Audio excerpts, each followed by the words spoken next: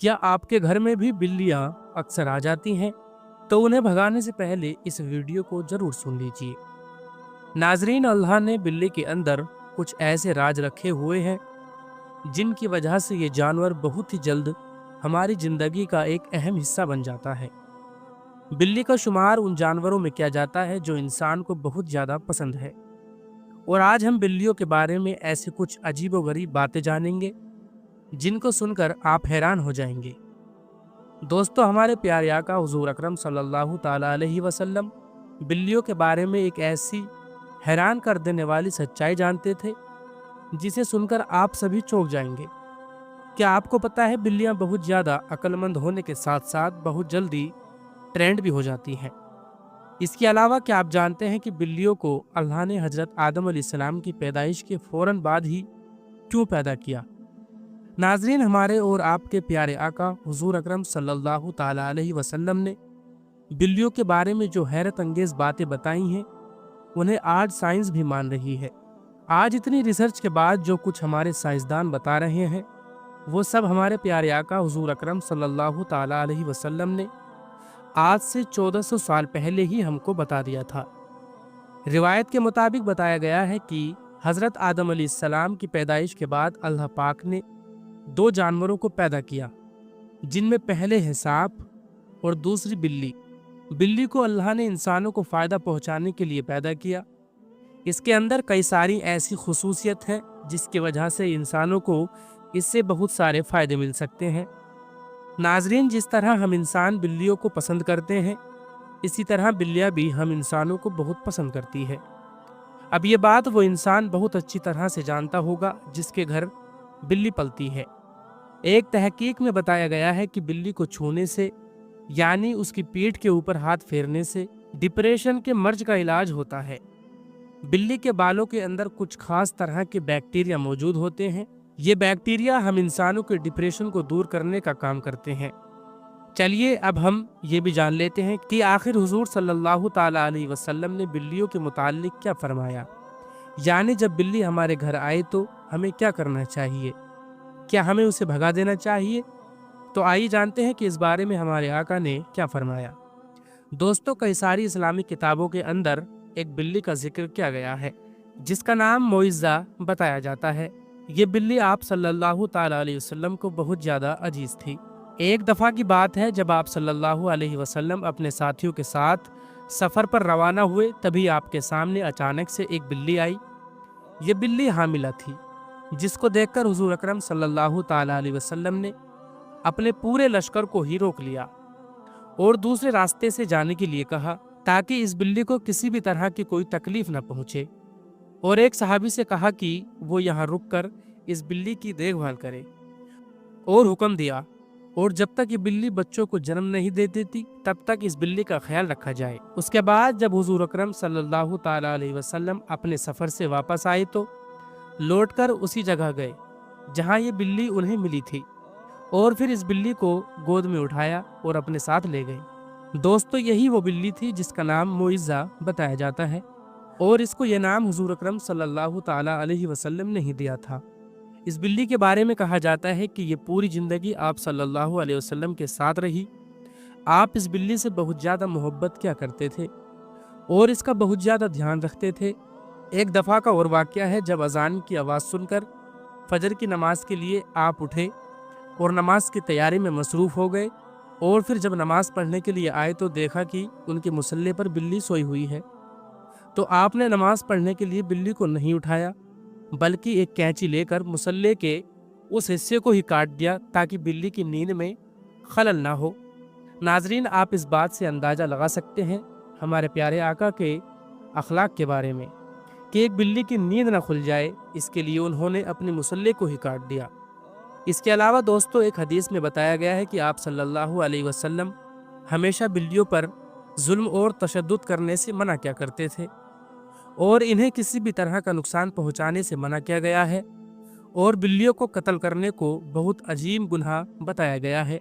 इसी तरह एक दिन हज़रत अबू हुरैरा रज़ियल्लाहु ताला अन्हु कहीं पर जा रहे थे तो आपने देखा कि गर्मी की शिद्दत की वजह से एक बिल्ली दीवार से चिपक कर लेटी हुई है। तो उन्होंने उस बिल्ली को गर्मी से बचाने के लिए फौरन ही अपनी गोद में उठा लिया और अपनी आस्तीन के अंदर छुपा लिया और इस वाक़ये के बारे में आकर हुजूर पाक सल्लल्लाहु ताला अलैहि वसल्लम को बताया।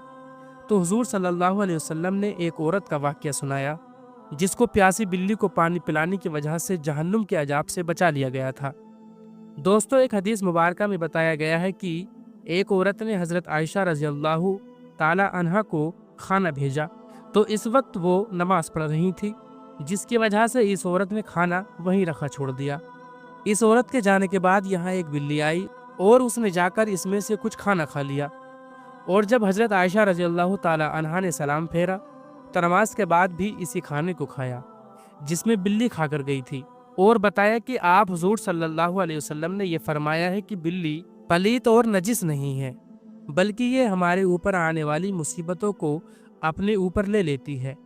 इसके अलावा हज़रत अब्दुल्ला रज़ियल्लाहु ताला अन्हु फरमाते हैं कि हुजूर सल्लल्लाहु अलैहि वसल्लम ने एक आदमी का किस्सा बताया जिसे बिल्ली की वजह से अजाब मिला था।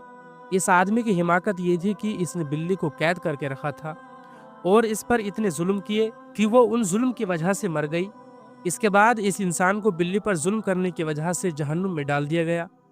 जब इस आदमी ने बिल्ली को कैद में रखा तो यह ना तो बिल्ली को खाना देता था और ना ही पानी, और ना ही उसे आज़ाद कर रखा था।